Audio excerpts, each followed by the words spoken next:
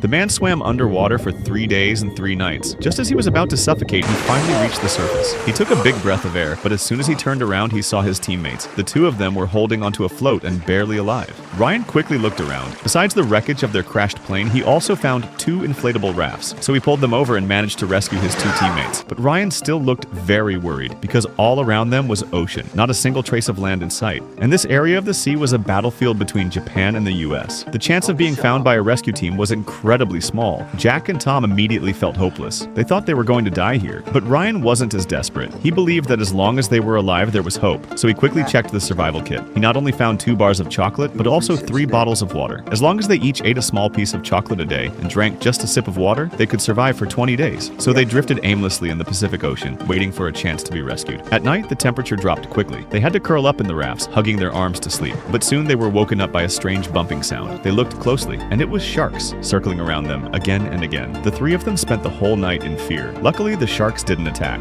The next morning, Ryan saw a rescue plane flying overhead. He didn't waste any time and fired a signal flare. At the same time, Jack poured green dye into the ocean to make their location stand out from the blue sea. But the plane was flying too high. From up there, they looked as tiny as ants on the ocean. No matter how loudly they shouted, it was useless. Ryan refused to give up. He fired another flare. Still no response. They watched the plane fly farther and farther away. Their hearts sank. Even worse, Ryan suddenly noticed only empty chocolate wrappers were left. He shouted at Jack, asking what he did. Jack admitted that he was too hungry last night and couldn't resist eating them.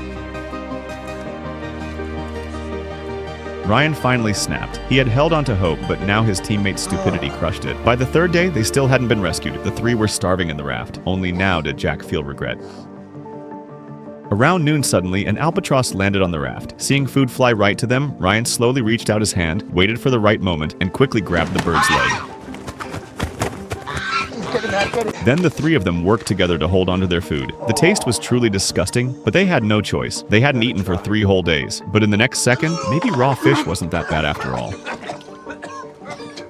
So Tom used albatross meat as bait and dropped it into the sea. After waiting for 5 long hours, they finally caught a big fish. As they looked at the hard-won food, Jack sat to the side, full of guilt for eating the chocolate. Ryan and Tom saw this and chose to forgive him, inviting him to eat together. They took turns taking bites. The protein in that fish meat was dozens of times more than beef. The only thing missing was some wasabi. And just like that, their long drift across the sea continued.